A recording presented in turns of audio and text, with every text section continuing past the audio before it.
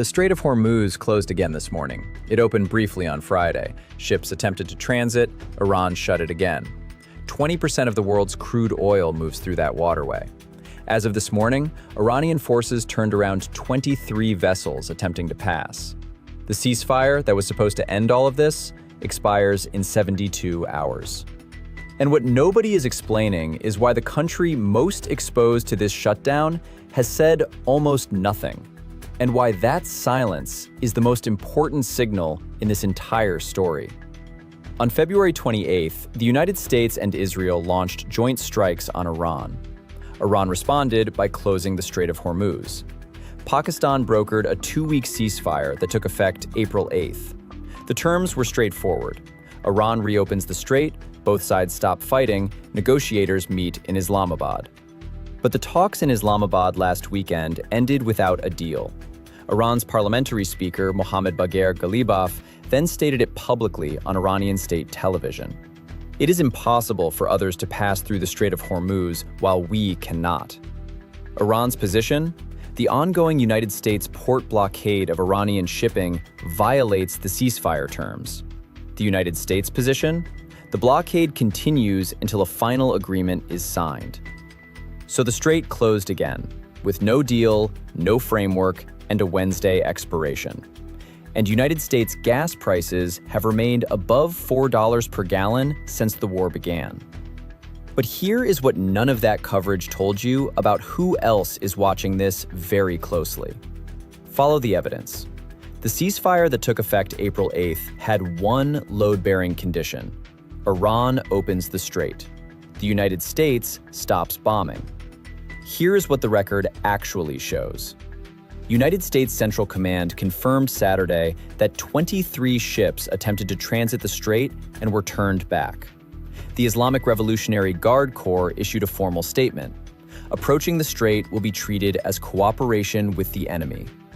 The waterway carrying a fifth of the world's crude oil is, for the second time this week, functionally closed to international shipping. That is what every outlet is reporting. Now here is what makes it more significant than any of them have said. When the strait briefly reopened Friday, oil prices fell more than 10%. When Iran shut it again Saturday, prices reversed immediately. Trump said on camera Friday, "If there's no deal, fighting resumes." The ceasefire expires Wednesday, April 22nd, 72 hours from now. 13 United States service members have already been killed. No congressional vote has authorized this war.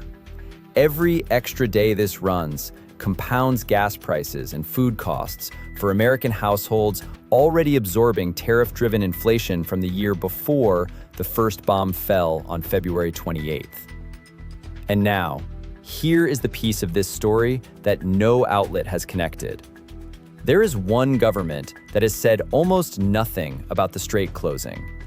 That silence is worth more than anything Tehran or Washington has said publicly. China gets over 50% of its total energy supply through the Strait of Hormuz. More than 150 million barrels per month flow through that waterway to Chinese ports. Beijing has made no public demands of Iran. It has issued no ultimatums. It has placed no pressure on Tehran to reopen the lane its own economy depends on. China's Foreign Minister Wang Yi told Iran's Foreign Minister Araghchi this week that strait reopening was a unanimous call from the international community. That is not a demand. That is positioning. Trump publicly praised Xi this week. He called his upcoming China trip potentially historic. Without firing a single shot, Beijing has accumulated extraordinary leverage over how this war ends. The country most economically exposed to this closure is the only major power that has not been forced to spend a thing.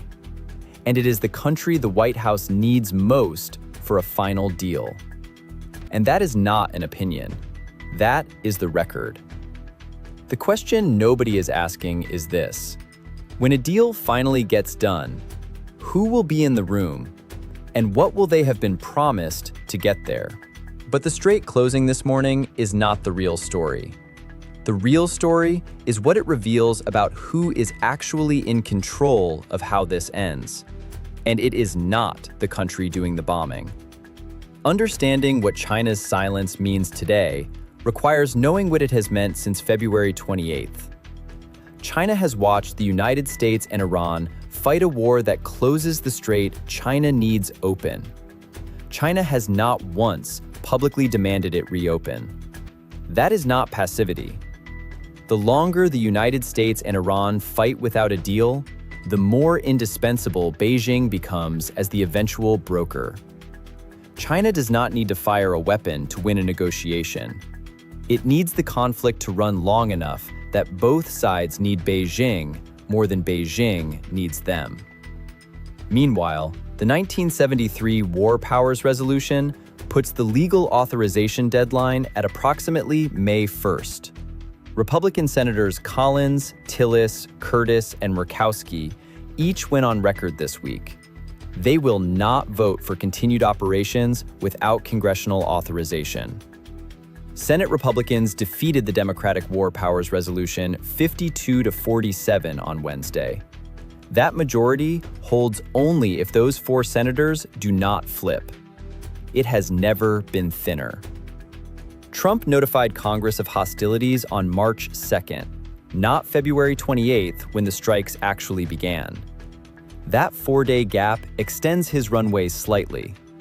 It does not change the destination. 3 specific things to watch in the next 72 hours. First, the ceasefire expires Wednesday, April 22nd. Watch whether the United States delegation now in Pakistan returns with a framework extension or returns without one. Trump said fighting resumes if there is no deal. That statement is on camera. It is on the record. Second, the 60-day war powers mark falls around May 1st. Senators Collins, Tillis, Curtis, and Murkowski are the 4 Republican votes that change the Senate math. Watch whether the White House delivers the classified briefing these senators have publicly demanded before that deadline. If it does not, those senators have already told you what they will do. Third, watch China. If Wang Yi or Xi Jinping make a direct public statement linking the Strait of Hormuz to next month's Trump summit, that signals the deal structure has already moved from Islamabad to Beijing. The deadline may move. Trump has shifted deadlines before. What does not move is the economic cost. $4 per gallon at the pump. Food prices climbing as transport costs rise. 13 United States service members dead. And a Congress that has not cast a single vote to authorize any of it. If no deal lands by Wednesday, every one of those numbers gets worse, starting that night. What you just watched is the kind of analysis the record demands. The Strait of Hormuz closed again this morning. The ceasefire expires in 72 hours. And the country with the most to gain from how this ends has not said a single public word yet. If that is the kind of intelligence you want more of, subscribe. Zero Static is here every day. We will be back tomorrow.